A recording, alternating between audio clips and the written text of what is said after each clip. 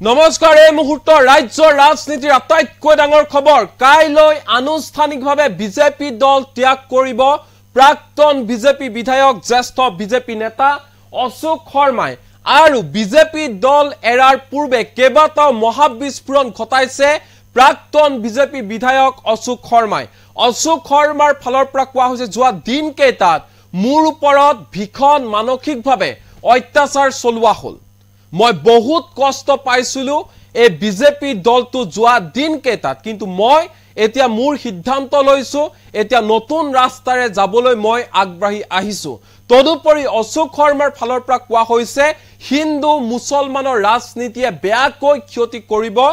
বিজেপিক তদুপৰি অশোক শৰ্মাৰ মন্তব্য যিটো দলক নিজ হাতেৰে গঢ় দিছিল সেই দলটোক আজি একাংশ ব্যক্তি একাংশ নেতাই নিজৰ হাতুৰাৰ চেপাৰে নিহেক কৰিবলৈ গৈ আছে এই মুহূৰ্তৰ এই ডাঙৰ খবৰ লৈ আহিছে নিটক্সৰ দৰ্শকৰ বাবে এই মুহূৰ্তৰ বিগ পলিটিক্যাল নিউজ কংগ্ৰেছত যোগদান কৰিব জ্যেষ্ঠ বিজেপি নেতা তথা প্ৰাক্তন বিধায়ক অশোক শৰ্মাই 9 আগষ্টত কংগ্ৰেছত আনুষ্ঠানিকভাৱে যোগদান কৰিব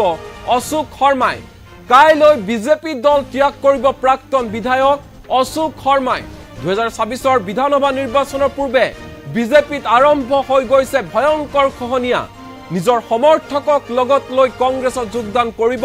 অশোক শৰ্মাই কংগ্ৰেছৰ পৰা বিজেপিলৈ অহাসকলে দলত চলাইছে স্বেচ্ছাচাৰী শাসন এই অভিযোগ কৰিছে অশোক শৰ্মাই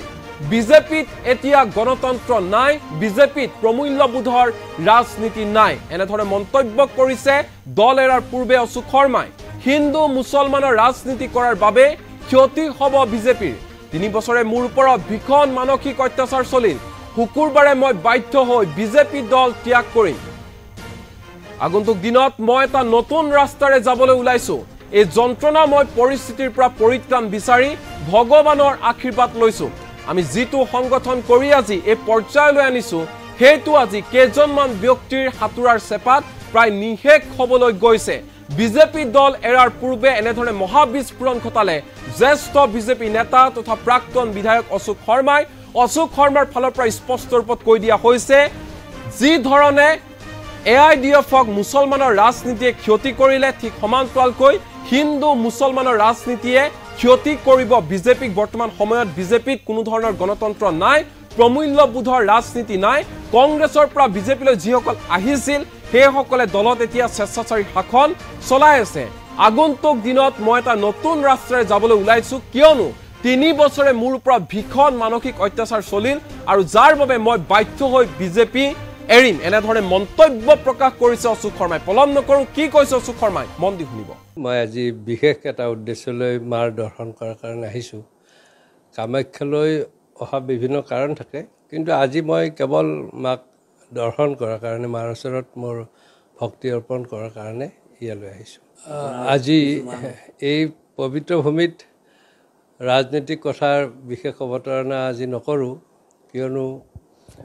মোৰ কাইলৈৰ পৰা এটা নতুন যাত্ৰা হ'ব মোৰ দলৰ পৰা ভাৰতীয় জনতা পাৰ্টিৰ পৰা মই কাইলৈ অব্যাহতি লোৱাৰ কথা ভাবিছো যেহেতু দলৰ ইমান দিনে কৰি অহা দলটোৰ পৰা মই অব্যাহতি ল'ম সেইকাৰণে এই কাৰ্যকালত মই দলৰ প্ৰতি যি সেৱা আগবঢ়াইছিলোঁ সেই মুহূৰ্তত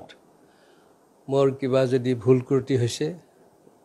সেই ভুল ত্ৰুটিৰ ক্ষমা বিচাৰি মাৰ ওচৰত আহিছোঁ আৰু যিখিনি বিগত 3 বছৰত কেইগৰাকীমান অত্যাচাৰী ব্যক্তিৰ হেঁচাত মই বিগত 3 বছৰে নিপীড়িত হৈ আছিলোঁ সেই সময়ত মোৰ কেতিয়াবা খং উঠিছিল কেতিয়াবা হতাশাত ভুগিছিলোঁ আৰু এইবিলাক দোষেই যাতে মোক পিছলৈ ক্ৰিয়া কৰিব নোৱাৰে তাৰ বাবে মই আজি মাৰ ওচৰত আশীৰ্বাদ বিচাৰি আহিছোঁ আজিৰ তাৰিখত মই নিজে গঢ়া দল এটা এৰিবলৈ ওলাইছোঁ দলটোক বেয়া পাই নহয় মোৰ দলৰ প্ৰতি আজিও শ্ৰদ্ধা অটুট আছে কিন্তু কেতিয়াবা হয় সুন্দৰ বতৰতো ধুমুহা এজাক আহি সকলো তছনছ কৰি পেলায় আৰু আজি আমাৰ দলতো তেনেকুৱা কিছুমান নেতা আহিছে সেই নেতাবিলাকে আমাৰ দলৰ নীতি আদৰ্শ এতিয়াও লোৱা নাই তেওঁলোকে আমাক শত্ৰুপক্ষ বুলি গণ্য কৰি আমাৰ ওপৰত অত্যাচাৰ চলাইছে সাধাৰণ ৰাইজে এই কথাখিনি প্ৰত্যক্ষ কৰিছে কিন্তু তেওঁলোকো নিৰূপায় কাৰণ যেনেদৰে ৰাজ্য চলি আছে সেই প্ৰক্ৰিয়াত জনসাধাৰণে মাত মাতিবৰ কাৰণে সাহস নকৰে কাৰণ কোনোবা এজনে মাত লগালে যদি চাকৰিয়াল হয় তেওঁক ট্ৰেন্সফাৰ বহু দূৰলৈ কৰি দিব কাৰোবাৰ যদি ব্যৱসায় আছে তাত বাধা দিব কোনোবাই যদি ঠিকা ঠুকুলি কৰিছে তাৰ পইচা পোৱাত বাধা দিব ইত্যাদি বিভিন্ন ভয়ৰ কাৰণে মানুহে মাত নামাতে কিন্তু যদি সকলোৱে মাত নামাতাকৈ থাকে তেনেহ'লে এইখন বহু তললৈ গুচি যাব অসমখন আৰু সেইকাৰণে ভাৰতীয় জনতা পাৰ্টিৰ এগৰাকী কাৰ্যকৰ্তা হিচাপে এই অন্যায়ৰ প্ৰতি বা দলৰ যি পঞ্চনিষ্ঠা আজিৰ নেতৃত্ব শেষ কৰিছে তাৰ সুবিচাৰ বিচাৰি মই মোৰ এই